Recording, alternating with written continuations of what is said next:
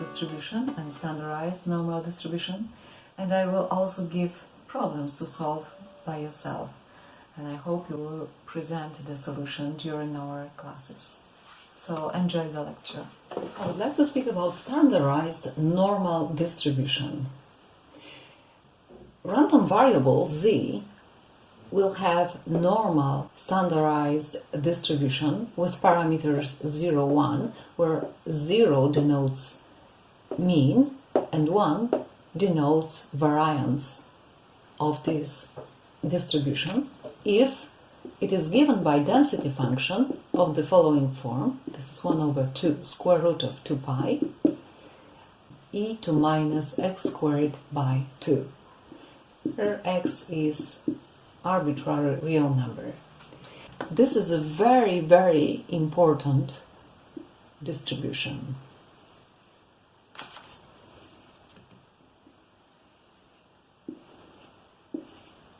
A couple of words about the notation. Usually we were using different letters. So I'm going to speak about it soon, but if we had experimental data, we usually call it a sample, the set of experimental data, and usually the mean is denoted as x dash. In case of population, this will be changed and the letter mu will be used. Soon we shall be distinguishing between the two, that's why I'm introducing this new notation. The same holds for variance. We denoted just variance of x. Quite often we can use s squared. As for population, we shall be using sigma squared. And standard deviation, you know, it's a square root of variance, so it will be square root of variance of x, or just s, not s squared, but s. And here, in this case, not sigma squared, but sigma. Okay, this is about the notation. Okay, now, what's the shape of the density function of standardized normal distribution? It has symmetry axis. What is very characteristic about it, mu equals 0, it's exactly here where we have the peak. Now, if we add or subtract sigma, we obtain a part of the field. The whole field under this curve is 1. But here we have 63% of the field under the region plus minus sigma. If we add one more sigma, we have 2 sigma. And here we have 17.5% of the whole area. And the same holds for minus 2 sigma.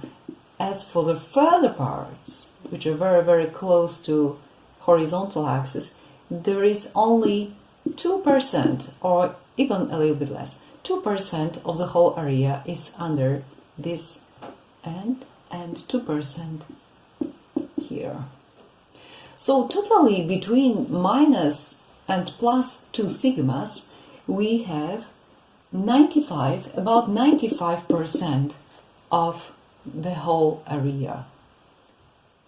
Now, why is this distribution, why is this random variable so important? Because practically most of the things that appear on Earth have normal distribution. Normal distribution has the height of students, the weight of students, the sizes of students. Normal distribution has the size of apples grown, of fish caught by a net or any other way. It's very, very often. Most sizes can be described by normal distribution.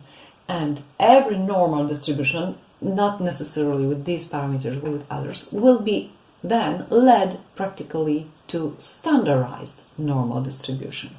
Okay, what is this difference between standardized and non-standardized? So we can say x is normal with parameters mu and sigma squared, there it doesn't have to be 0, it doesn't have to be 1.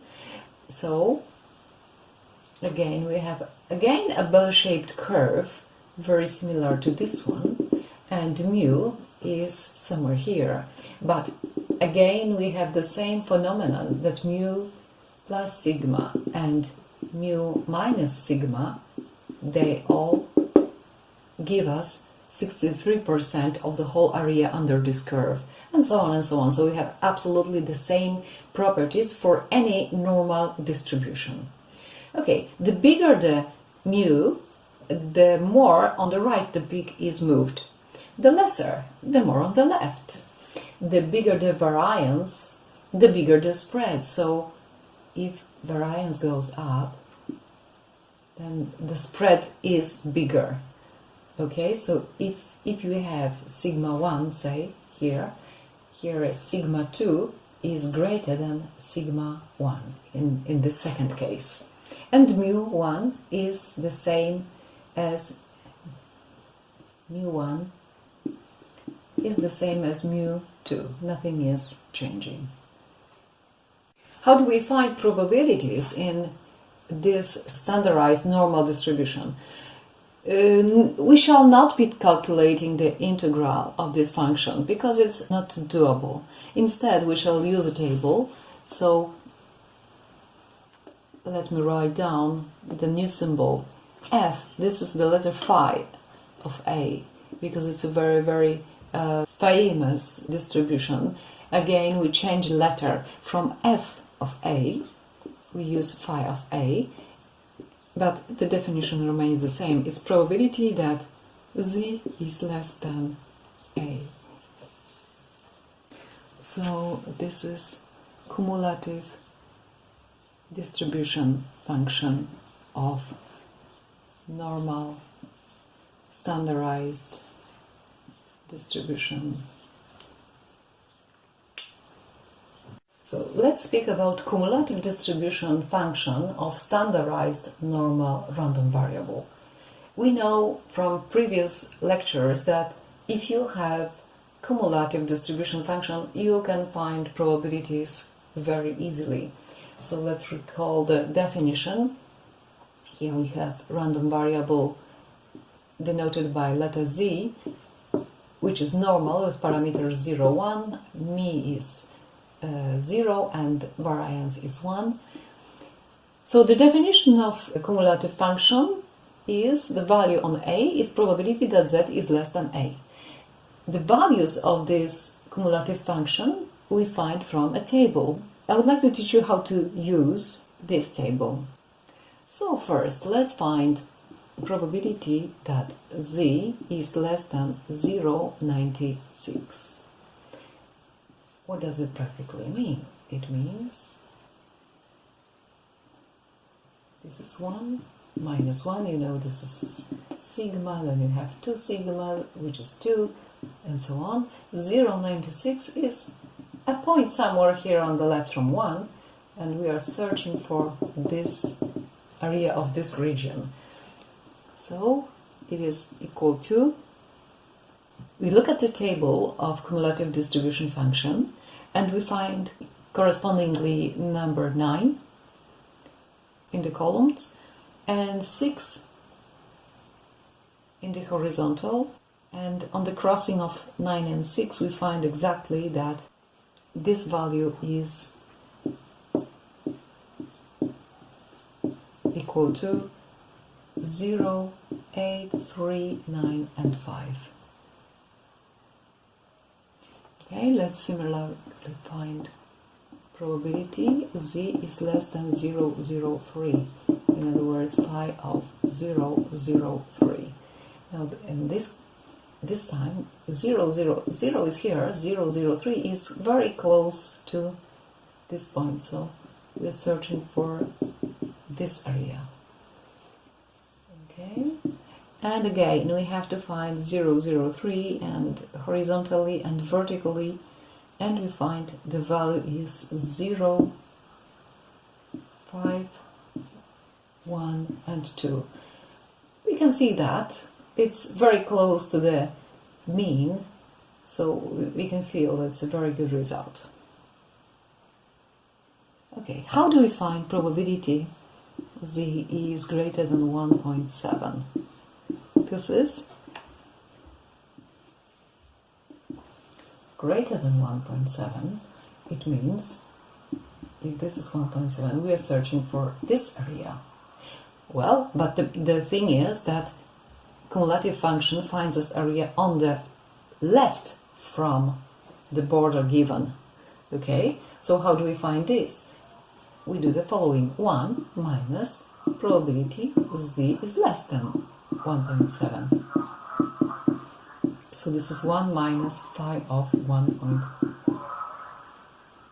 So this is 1 minus, so this is 1 minus phi of 1.7, 1 minus 0, 9, 5, 5, 4. Okay, so this is some number, 0, 0, probably 4, 4, 6 or something. Okay, how do we find probability that z is less than minus 0, 8, 8? Now, if you look at the table, we don't have values of cumulative distribution function for negatives. Well, but we can use the symmetry of this graph in the following way. Let's observe what we are to find. That is the vertical axis. This is 0. This is minus 0, 8, 8. So we are searching for this area. Okay? Now, how do we use symmetry? The same area we have on the right from 0, 88. Right? But this is exactly 1 minus probability z is less than 0, 88. So this is 1 minus phi of 0, 88, and this can be found in the table. This is 1 minus 0, 8, 1, 0, 6. So this is 0, 1, 8, 9, and 4.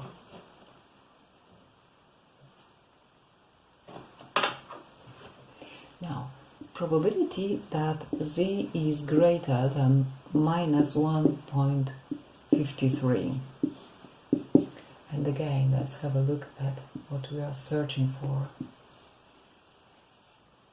Minus, this is minus 1, minus 5, 1.53. So greater than this, it's this area. Okay? So again, using the symmetry, it's the same area as from this place to minus infinity. So this is the same as probability z is less than 1.53. So this is phi of 1.53. So again, from the table we read